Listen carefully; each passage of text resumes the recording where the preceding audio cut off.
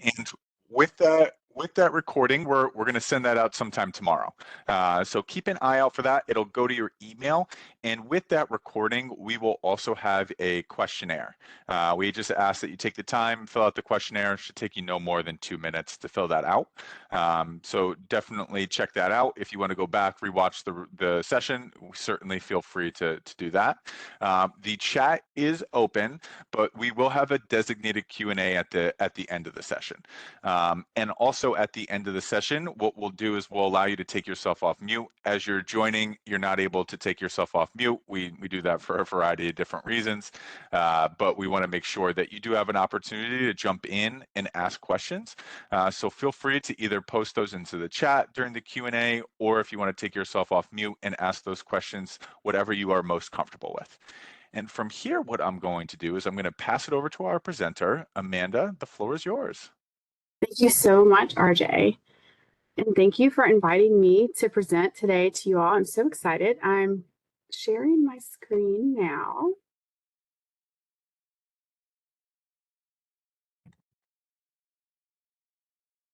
Good. RJ, can you see my screen? Yep, we are good. Okay. Okay, so my name is Amanda Carpenter, and I'm so excited to share my career journey with you today and how my MBA from WGU helped me land a career in technology, specifically cybersecurity. But before we jump in, can you go ahead and type in the chat what degree you're studying for? And if you're an alumni, what degree did you receive? And RJ, if you'd be so kind to read these responses. So the MBA, MS in IT management, MBA, MBA, MBA, MBA in IT management, MBA, BS in software engineering. Nice. Currently pursuing their MBA. Excellent. And go ahead and type in the chat, is there anything that you really hope that I talk about today? Is there a topic that when you signed up for this presentation, you're thinking, I really hope she talks about this?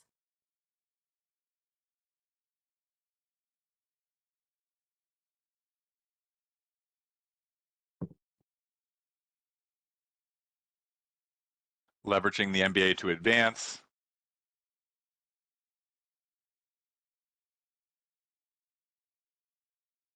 Good jobs to pursue with an MBA and bachelor's in STEM, how to approach employers when switching industries. This individual is coming from construction.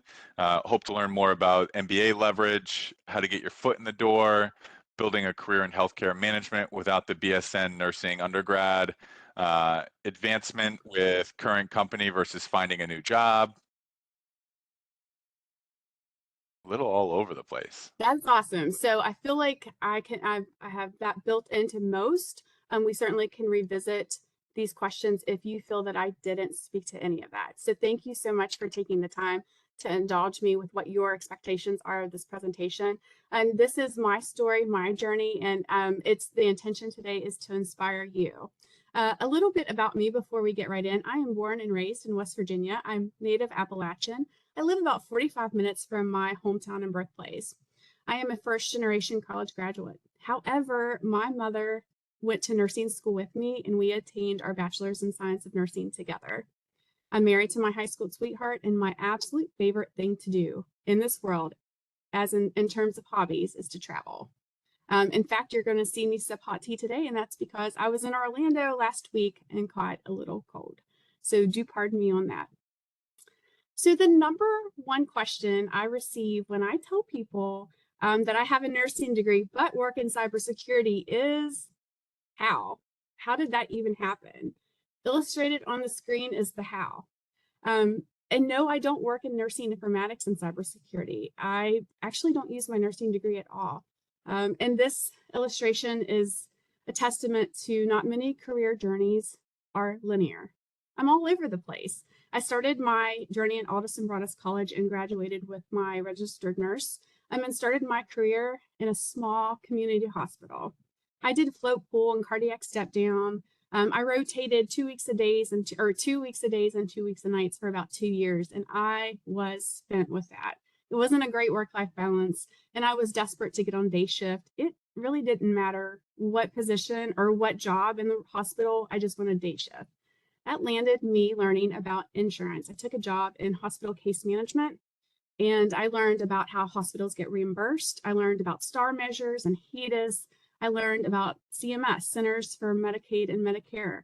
I learned how to discharge patients successfully from the hospital and how to support the physicians in coding for a higher dollar reimbursement. Unfortunately, that small community hospital was on the brink of bankruptcy. And I saw the writing on the wall, and I applied to a larger health system where I did transitional care nursing, kind of on the same lines, but to be honest, it was my least favorite role I've ever had. It propelled me to land at Humana, where I'm at currently. I didn't want to apply to Humana. When I was sharing with my mother, who's one of my trusted confidants, that a friend referred me to apply, she told me to stop saying no to things, especially when you don't have all the information. That's going to come up again in this presentation, but stop saying no to things that you're unsure about or make you uncomfortable. For those not familiar with Humana, it's where I've worked for 10 years, 10 years on almost a half, 10 and a half years. It's a Fortune 42 company, insurance company. Recently, we've rebranded into a health and wellness company. We sell insurance, so think Medicare Advantage for folks 65 and older that would like to purchase an additional insurance package. But we also hold the contract to provide insurance to the United States military and their family. About 2 years ago, we acquired the largest home health company in the United States. I love to joke and say that our CEO went shopping one day, but literally that's what he did. That home health company is now rebranded into Centerwell and is part of one of our lines of business. We're big and we're busy. We have about 67,000 associates. 7,000 of us work in technology. We have offices all over the country, nationwide, and in Puerto Rico. Our home office and hub is Louisville, Kentucky, the birthplace of Humana. I was hired at Humana and to be an on-site nurse. Basically, I went into the hospitals where our members were and helped them get out of the hospital successfully. It wasn't hands-on nursing. I did utilization. I determined that Humana was going to pay the hospitals and also got our members out quickly and safely. In about 2 years, Humana promoted me to leadership of that program. So I ran the on-site program for the state of West Virginia and parts of Kentucky. I did that for about 7 years. It was one of the best jobs I ever had in the clinical space. I got to grow the on-site program. I got to hire people that I loved working with. I got to grow those associates. And something that I really loved to do was working with the hospital systems. If you've ever worked with a payer or an insurance company, seamless and simplistic probably aren't the synonyms that you want to use to describe working with us. And I wanted to change that.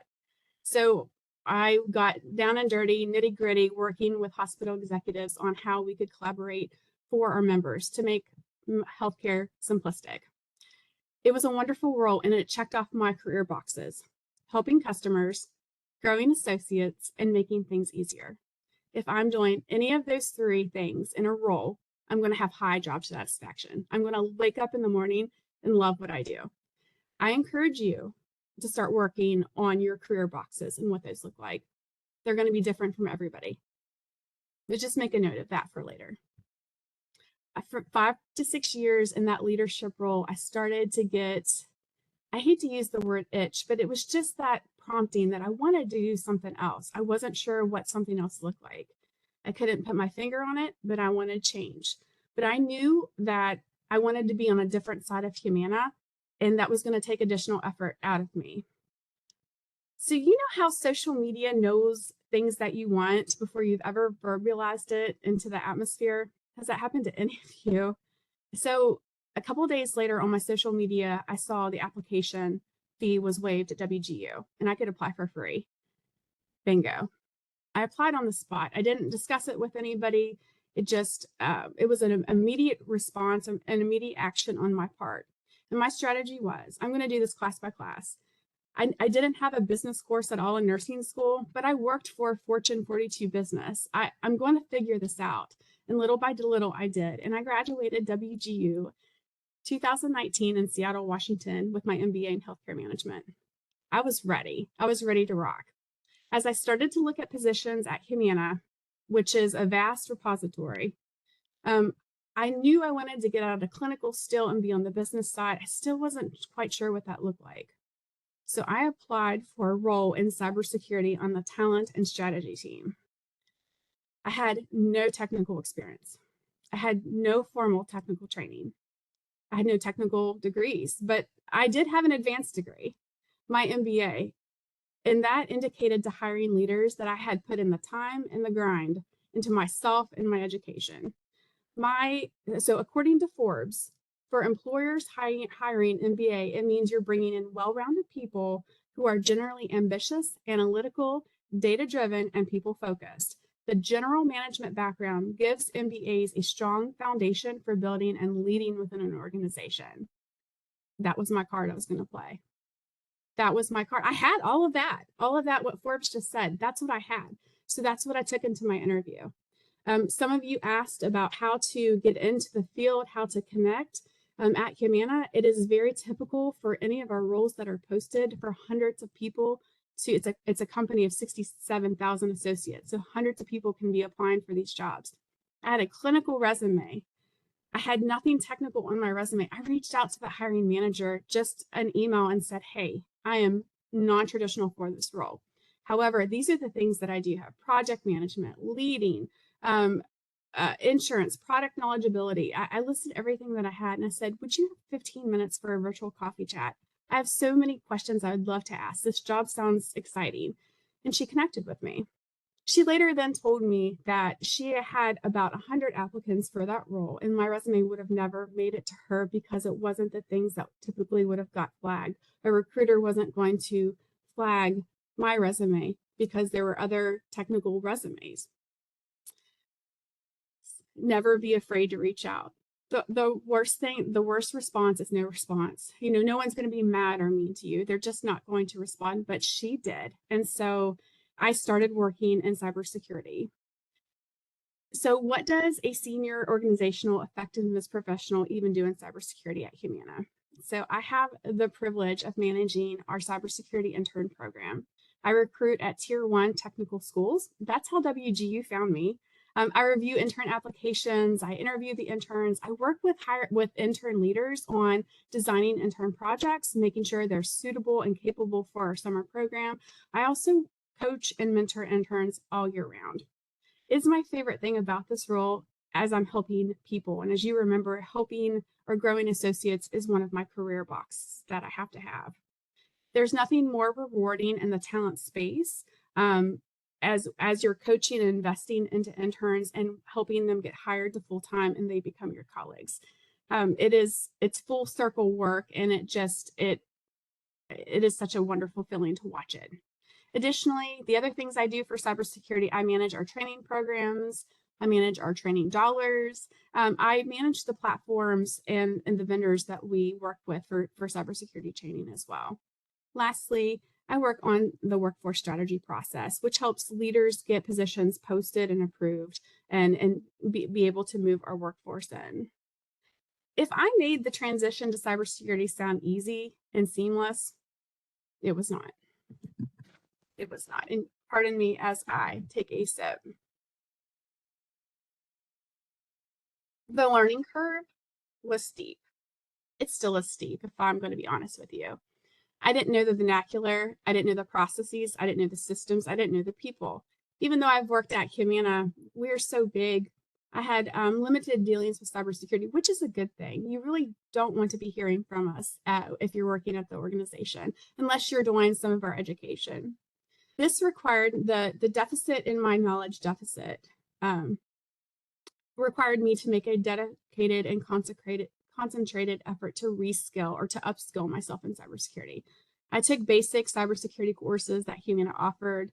It still wasn't enough. So I set out to earn an industry standard certification from ISC Squared. I earned my certified in cybersecurity, which on the 0 to 10 level was probably a 9. It took a lot of studying. But it was so worth it in my journey here in cybersecurity. Also, I enrolled in Power BI courses and recently earned a business communication from eCornell.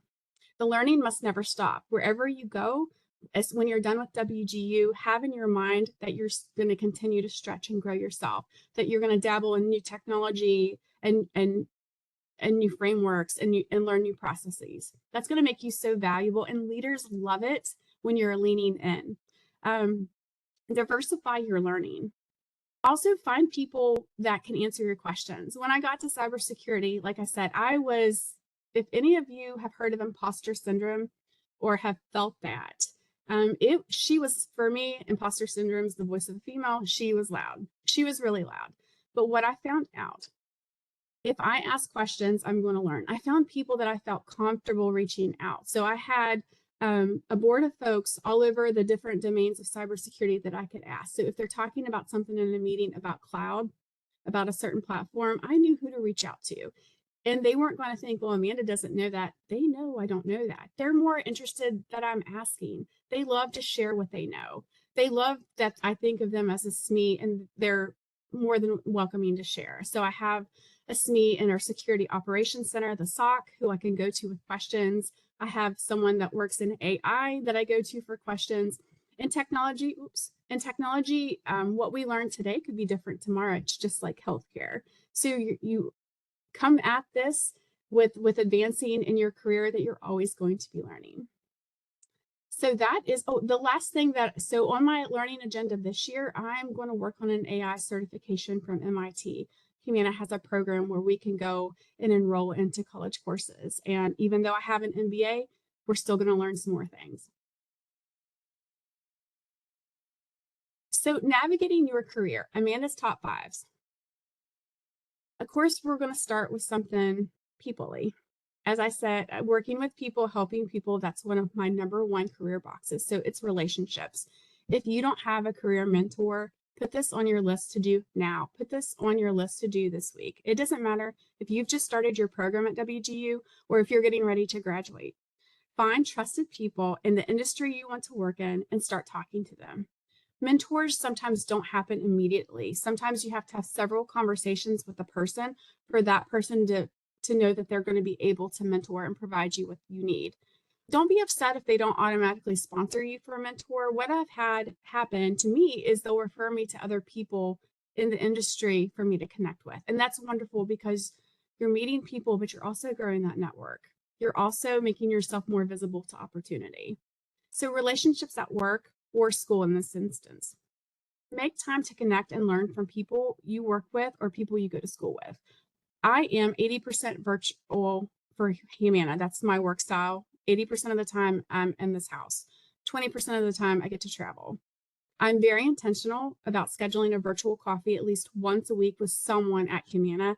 And 90% of the time it's not someone in cybersecurity. Not because I don't love working with them. I just want to make sure that I'm up on the other areas of Humana. Like I mentioned, we have home health, we have Medicare, we have military, we have a government business. I want to be in the know of all of those things. So I have people that I occasionally reach out to connect.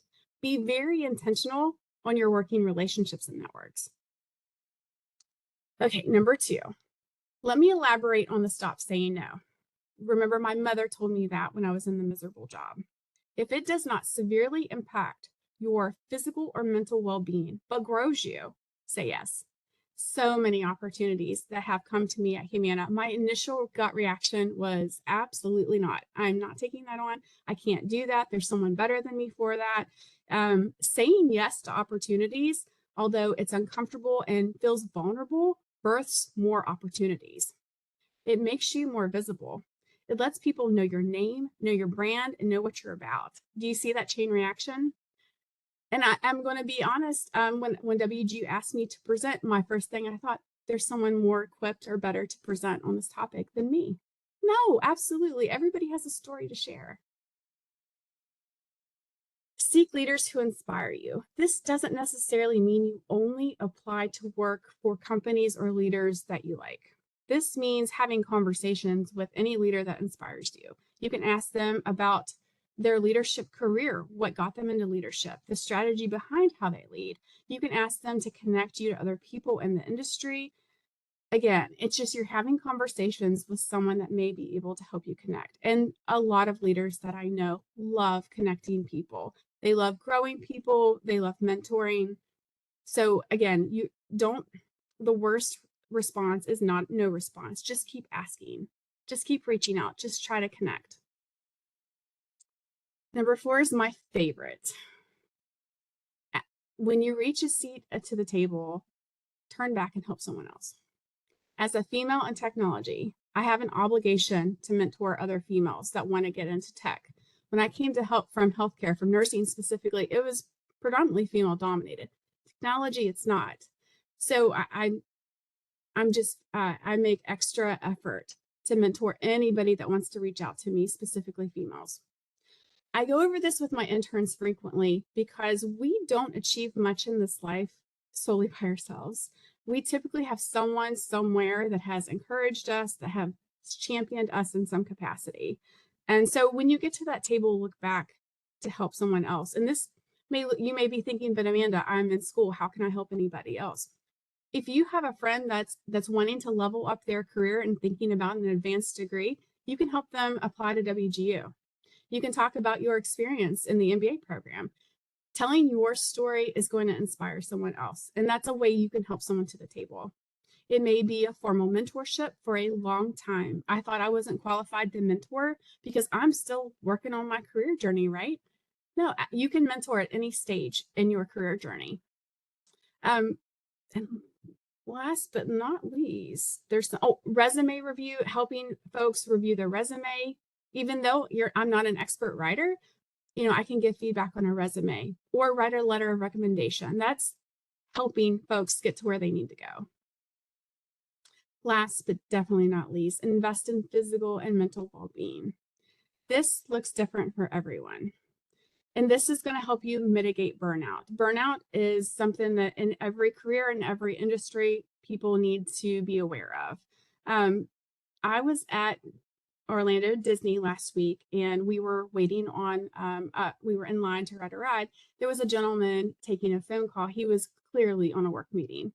Couldn't help but hear. And I thought, I would not. But those are the boundaries that I have designed. If you would ask him about, why are you doing that? He might tell you, I love my job. I was helping somebody. I was problem solving. I was fixing, and that makes me happy. I needed a break from my family. What motivates him could be completely different with what motivates you or I. So one of the most frequent questions I get asked at a career fair is, what is the culture and work-life balance at Humana? And what I tell those students is that we are empowered to drive our own work-life balance.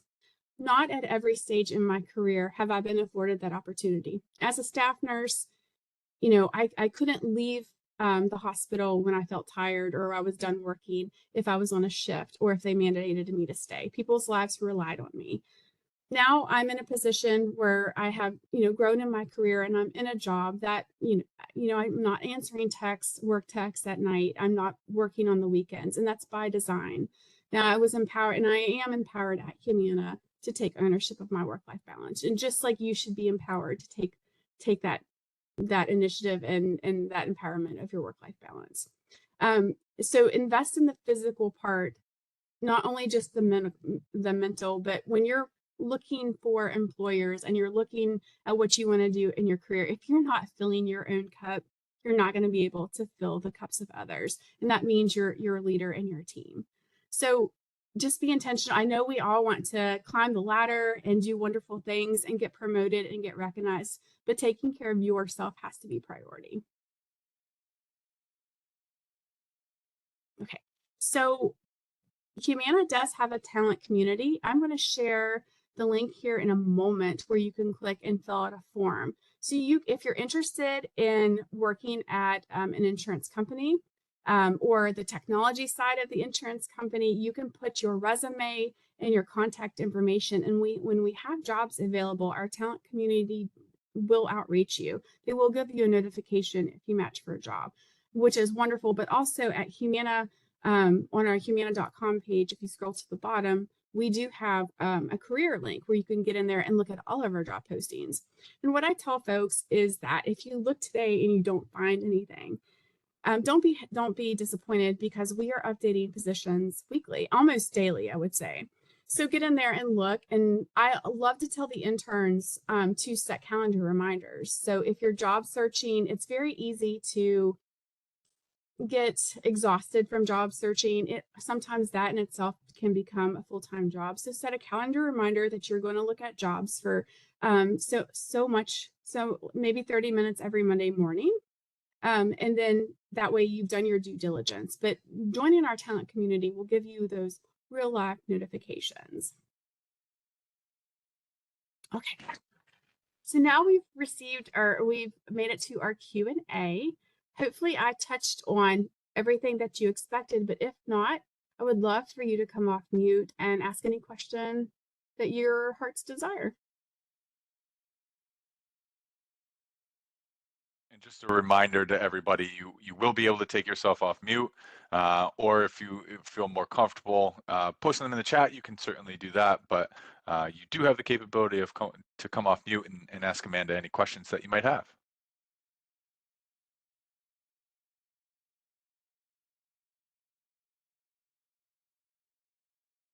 And there was one question during the presentation, Amanda. Just as far as like mentorship, like how, you touched on it a little bit, but what are some things that maybe you looked for as you went through to find somebody for mentorship, or maybe some things that you share with those that maybe seek mentorship from you? Anything that you might be able to shed some light on with that? Yes, that is a great question. So I wish I would have received advice when I graduated nursing school to get mentors. But I didn't. I really didn't get that until I got to Humana. At Humana, that is a large part of our culture, is to get mentors. We even have a program specifically for mentor matching. It's kind of like a dating app, if you will. You put in what you want, they put in what they can do, and it matches you. But before any of that, I just mainly had people that I had a couple females that were mentoring me, and they were great. But what was happening was they were females that look and thought like me. I had no diversity. They worked in the same business area. They had a similar background. So I wasn't getting diverse perspective. Now I have a board of about 5 people that work in all different areas, some outside of Humana, some men, some women. I really have a great mix of diversity in my board. And so these are people that whether I fail and succeed, it doesn't affect them negatively or positive. Well, it affects them positively because they're happy for me, but they don't win or gain, lose or gain off me being promoted or getting a different job. So I'm definitely getting objective feedback when I counsel them. And how that happened, basically, I just kept reaching out and connecting. If I went to a conference and I made a connection and I really loved what that person had to say, I would schedule a virtual coffee. I'm telling you, that virtual coffee, it's a big power play. Or if you're in person and you can do a real coffee or a real lunch, there's something said for connecting with people face to face. But I just did that until I had a board of 5 objective people. So when I was applying for job roles at Humana, I was given guidance that it's going to take you about 6 to 8 months to move within the company. Or I was given guidance about what questions that they're going to ask me in the interview. I had a lot of championship and just a lot of motivation to look out in Humana for the role that I have, and it was because of that board. But it just starts by conversations, by reaching out. I know everybody at WGU has you have a coach, someone that's checking in with you on your assignments and your curriculum. Maybe start with them. Ask them if there's someone that you could talk to about, career coaching or career mentoring. That would probably be like an easy, safe conversation to have. But definitely, if you want to connect on LinkedIn with people for mentorship, what I suggest to do that way. I'm very hesitant if I don't have a lot of connections with someone. I'm very hesitant because I work in cybersecurity, and we can't be so cautious. I like when folks send me a note. So if any of you would like to connect with me on LinkedIn, just put in a message. Hey, Amanda, met you at the WGU career presentation. Would love to connect for job opportunities. And that lets me know that you're a real human, not a robot, that you're not trying to hack me, but also that when a mentor told me to start doing that, I was able to go faster and further on LinkedIn. It's just putting yourself out there, and it's so vulnerable, but you can do it. I The love other your point. I love your point on, trying to identify people that aren't like you and try to connect that way, to identify some people to get just a different opinion and a different background.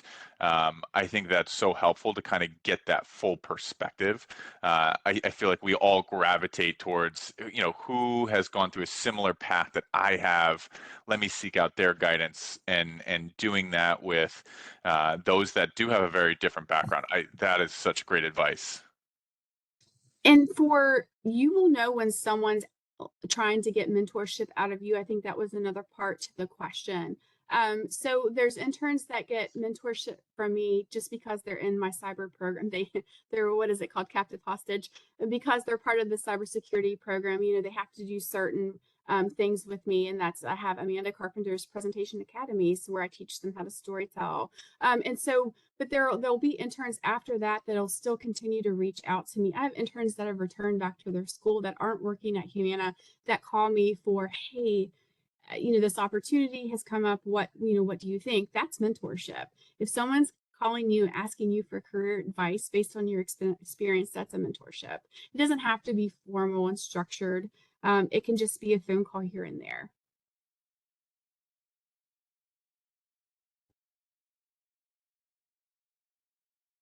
Okay, how did you get through your imposter syndrome feeling? Oh, Christopher. So here's the thing. And I have one of my mentors at Humana. She's a chief of staff to a Medicare president.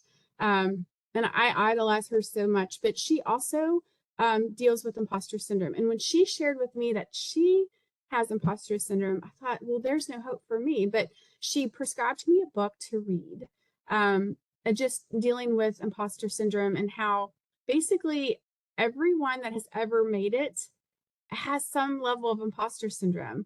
I'm talking about Pulitzer Prize winners and Emmy Award winners and great scientists and presidents and people that you wouldn't think that would have imposter syndrome. All of that to say, at the end of the day, we're all human and we all have self-doubt. The best tool that I have for my imposter syndrome basically is I've made it this far, right? I have a job and I love my job. So we're doing something right. You're doing something right. So it's just quieting that voice and then that rule of I'm not saying no to things if it doesn't severely impact my physical and mental well-being. Humana had a program where they partnered with the Disney Corporation you had to do a project and your project had to have ROI. You did the project after you came back from Disney and learned all of their world-class business secrets.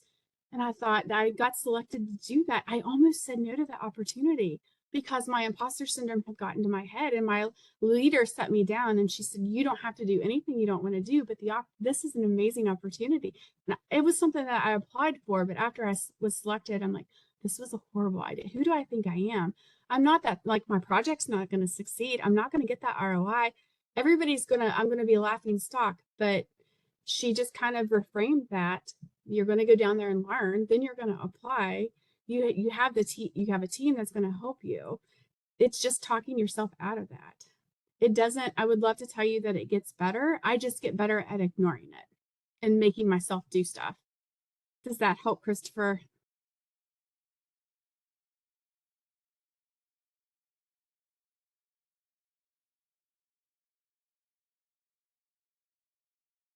It helps me to learn that people who I view very successful deal with imposter syndrome. Hearing their stories with it just makes me feel that I'm not such an outlier, that everybody has feelings of doubt. So, and someone, oh, you're most welcome. And my LinkedIn, you're more than welcome. Like I said, if you want to send me a note to remind me that we met on the presentation, I'm happy to connect. Frequently, I do share jobs, Humana jobs on my LinkedIn.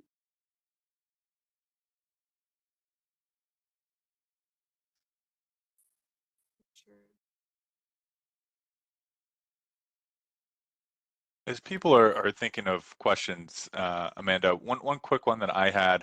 Um, any advice for anybody when they're looking for specific positions that maybe they don't have a ton of experience with? And you had mentioned grabbing coffee, but anything particular that maybe might help an individual stand out, other than potentially chatting for 10 or 15 minutes over a coffee? Absolutely. So if you know that you want to work in technology and you maybe have a tech degree or don't, I'm mentoring a colleague right now at Humana. She wants to be in technology. She's working on a cloud certification. A mentor told her to get some technical certifications. So as she's having these conversations, she's saying, I'm working on this certification. I'll have it in a couple of months. And then she's also asking who she's connecting with feedback on any type of technical certification. So it's okay that you don't have the experience. If you can lead with things that you're working on to acquire experience, or if you can show willingness to learn. And another principle that I tell the interns, I don't hire for coding languages or software that they know. What I'm hiring for is, are you teachable? Are you coachable? Can you come and go into programs and do some of our learning design programs? Those are the personality things that I think kind of stand out more, because resumes, especially resumes with MBAs on them and degrees and certifications, they all kind of look the same after a while. But if you're making that concentrated effort to reach out to somebody, to have a coffee chat, even if it's virtual, turn on your camera, and that way they're going to see your personality kind of shine through. And there you can give them examples of how you are coachable and how you've done extra learning and your experience with your MBA, or what your capstone project was. You're going to be able to have that dialogue, and they're going to see that you're coachable and teachable. That goes so much further sometimes than having all the coding languages or knowing 7 different types of software platforms. And there's a poll that we do with our intern leaders before we hit off our recruiting season at the career fairs. What type of skills do you want us to look for? My intern leaders, I had 12 of them. Their top skill that they wanted me to look for was teachable. It wasn't, one person said it'd be cool if they knew cloud software, but that was hit number 10. That was number 10. I know you're not intern level. I know this is an advanced degree, but just keep that in mind as you're having the conversations and you're presenting yourself. Leaders love to hire for growing potential. Okay, how did I overcome the fear of imposter syndrome once I started in cybersecurity? Well, it's still here, but like I said, I just found people that I've had I had relationships with, that maybe we worked together on one thing, and then I would ask, do you have a few minutes for a quick question? And then I would reference my question. When I was working on my cybersecurity certification, what I was learning in class, I wanted to know how Humana did it. When I learned about data centers, I wanted to know where our data centers were. I wanted to know what cities, if they were on the cloud. I just had a list, as I was in the course, I had a list. And so I just scheduled a one-on-one with the security analyst or the security operations center director. I'm like, hey, I'm only asking, my intention is just to learn. And if you're not allowed to share this information, cool, but help me connect these dots. Again, there are more people in your industry are more excited to share about what they know and less concerned about what you don't know. Asking a question, that's also a great way to get noticed and get visibility. I made a joke in our department. If you obtain a certification in our town hall, which is everybody in the department goes to, they shout your name out on the screen. And then when I was in my team meeting, I was I made a joke about how the security operations center was going to try to poach me. Maybe not, maybe not. It was funny.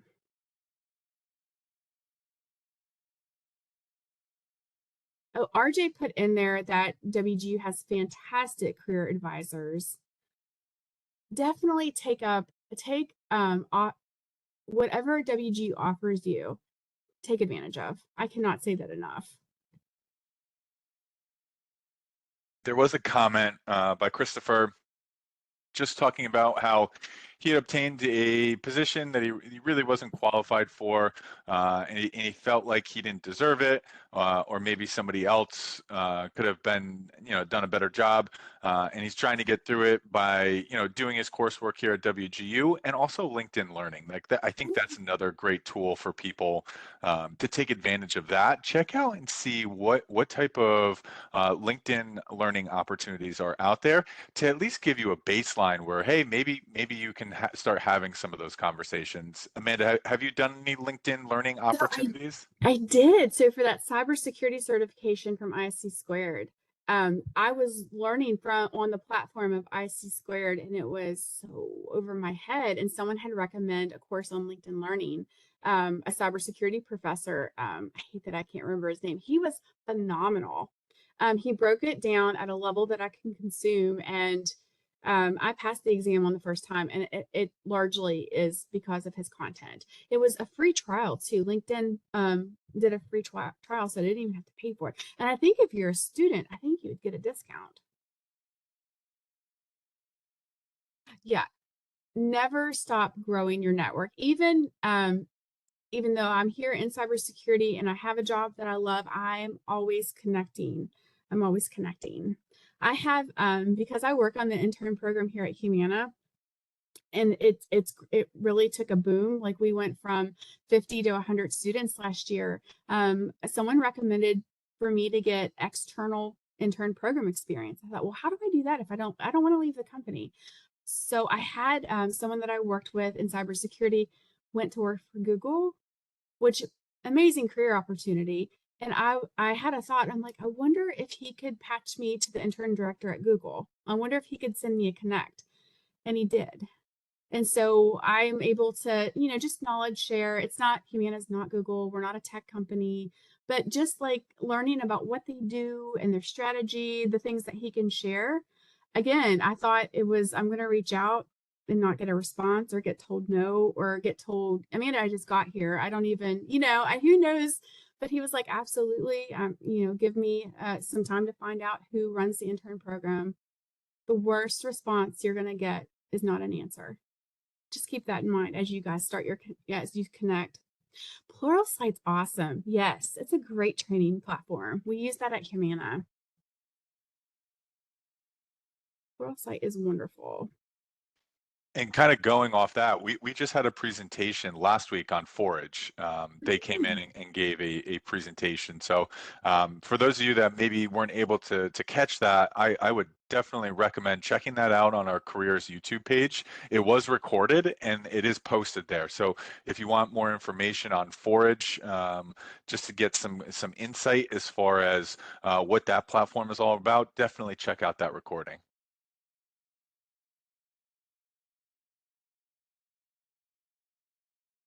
A lot of questions on imposter syndrome, or a lot of comments on imposter syndrome.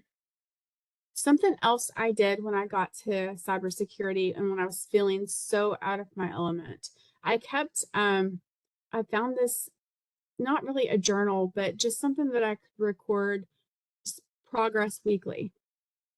And that seemed so daunting because I didn't feel like I was progressing at all. But if I finished a course or a chapter or learned a process or basically anything, I was writing it down. I was writing down my wins, and I was also writing what made me nervous. And then, so when I would go back and look at that week over week, month over month, I could see growth. And that also helped calm or quiet my imposter syndrome.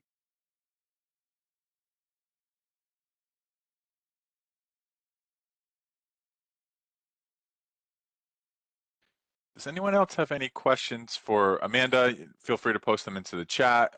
Take yourself off mute if you want to jump off mute and ask any questions.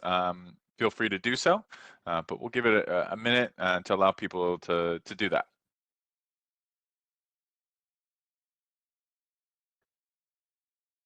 And as people are thinking of questions, I did want to just start Amanda, thank you so much for jumping on and doing this.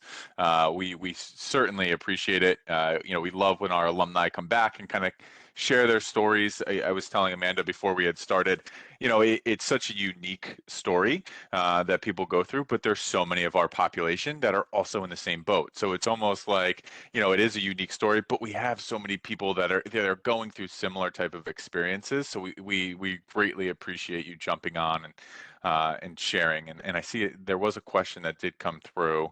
How did you decide that the technology sector was where you wanted your next career challenge to be? So Humana kind of decided that for me. I wasn't, technology wasn't on my horizon. I just wanted to do something on the business side of Humana. I really thought I was going to land in data, especially with the MBA. But in tech, everything is data. So I guess that kind of happens simultaneously. But I was applying for roles that were like the business. So with my role that I applied for, it was strategy. I'm on the strategy and portfolio team. So I do workforce strategy. And so that is why I applied on that job, not necessarily that it wasn't tech. But I will share with you now that I am in tech, specifically cyber, I don't want to leave.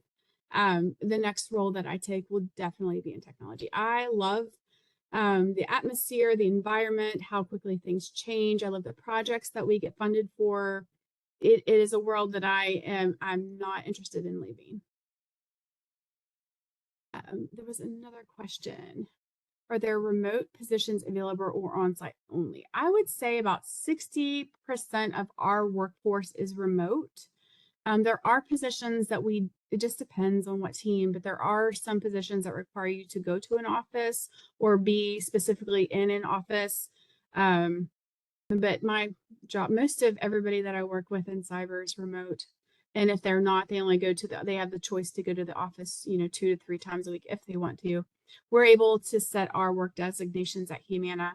And that happened, after the pandemic when some folks wanted to go back, some folks didn't. So the company was very flexible in letting us decide what we feel comfortable with.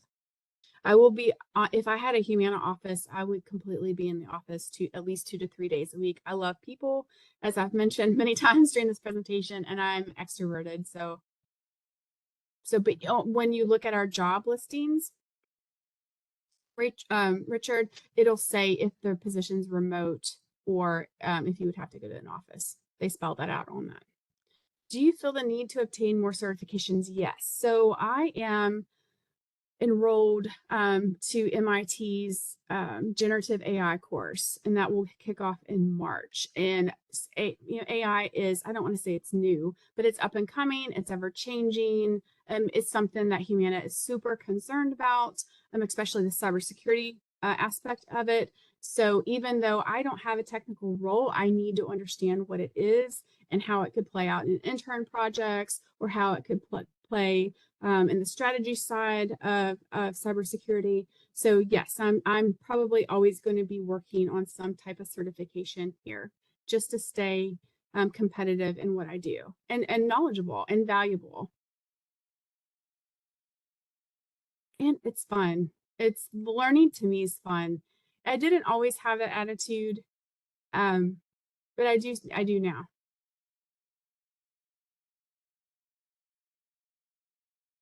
After my AI course, the next one on the docket for Q2 or Q3 would be some type of agile course. At Humana and Technology, we're very much into agile methodology.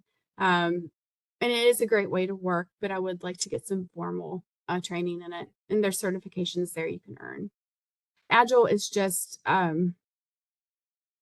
it's just a way for your work is very visible. Work is driven faster. We have agile. There's ways to mitigate roadblocks and bottlenecks quicker. I love it, actually.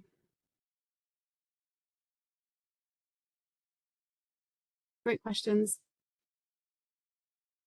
How competitive do I feel I've become as I progress further and further up the proverbial ladder? Competitive I've become.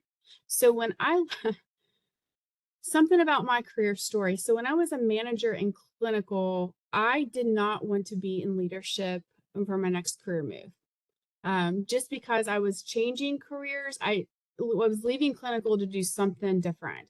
And so I didn't want to be a people leader. I kind of wanted to take a step back from that and just focus on learning the new part of the business that I was going to.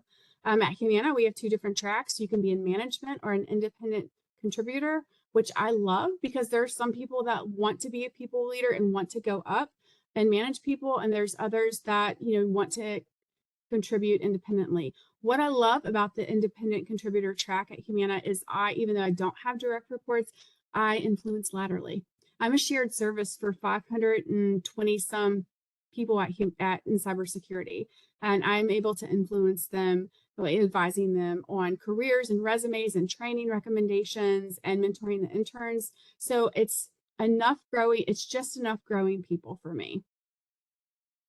So I don't desire to be a VP or a director. That's just not, like I said, I did management and it was great while I was doing it, but I love this different opportunity.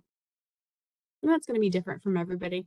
Everybody decides that for themselves. That's more like the work-life balance, what you want and what you don't want.